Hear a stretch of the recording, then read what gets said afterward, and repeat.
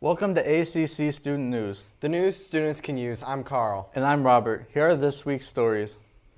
A man that was featured on America's Most Wanted was arrested in Florida after he was on the run for 2 years for child abuse charges and failing to appear in court for the charges. His daughter posted videos on TikTok exposing him, leading to other victims to do the same and eventually catching him in Polk County, Florida. He faces up to life in prison and is currently being held in prison. China is looking to send a new pair of giant pandas to the San Diego Zoo. China said it's reached agreement with zoos again to send giant pandas to the United States and Europe to continue the tradition of animal-based diplomacy.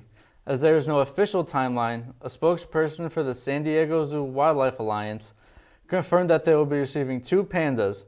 This zoo had returned its last 2 pandas to China in 2019 after the loan agreement ended. China loans pandas to more than 20 countries under a program often referred to as panda diplomacy. Famous YouTuber Ruby Frank and her business partner Jody Hildenbrandt was arrested for child abuse after Frankie's 12-year-old son climbed out of a window of the Hildenbrandt home. And they asked the neighbors to call the police. The boy was covered in wounds and had ropes around his limbs. And later, the police found out that one of Frankie's daughters was also in the same condition in that home. Ruby and Jody were both sentenced to 15 years in prison. Emily Hollenbach lived with a deep recurring depression.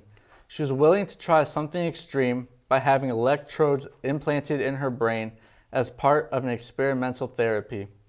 Researchers say the treatment, called deep brain stimulation, could eventually help many of the nearly 3 million Americans like her depression that resist other treatments. The treatment gives patients targeted electrical impulses, much like a pacemaker for the brain. Google is apologizing for its artificial intelligence chatbot that is generating images that portray historical figures inaccurately, racially, and ethnically diverse. The company's chatbot Gemini created the images in which presented several white historical figures as Black, Native American, and/or Asian, including the Founding Fathers and the Pope. Gemini users started to report problems with this week with its image generation feature. The model appeared to generate images of people of different ethnicities and genders, even if the prompts didn't specify. Gemini was released in March 23.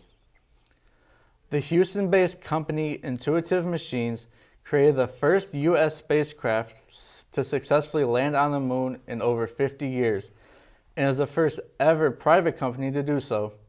Odysseus was an unmanned spacecraft that was made in part due to donations by NASA's Commercial Payload Services, which is a program that was created to help encourage the private industry to develop spacecraft that can transport materials to and from the moon. NASA paid $129 million for the Odysseus, which helped pay for the transportation and the development of the instruments on board the spacecraft. President Biden has announced that the Biden administration is planning on canceling yet another $1.2 billion in student loan debt.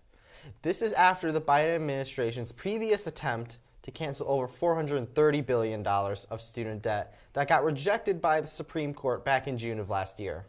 The $1.2 billion would be able to alleviate around 153,000 of the population's student debt alone. The Biden administration has now alleviated over $138 billion in student loan debt as of this new announcement. A network outage took over the country with over 71,000 outages reported by AT&T customers. They are still unclear about what triggered the outage. Among concern was the need for assistance, as some people were unable to call 911 for an emergency. The Lake County 911 system posted to social media for anyone experiencing an emergency to call their non-emergency number. Verizon stated that the only problems with their network was when their customers were trying to reach out to another carrier. Cricket Wireless, which is also owned by AT&T, said that more than 13,000 customers reported outages. That's all we have for this week. I'm Kharl. And I'm Robert. Make sure to check out the rest of our videos on YouTube. and follow us at ACC TV Hammond.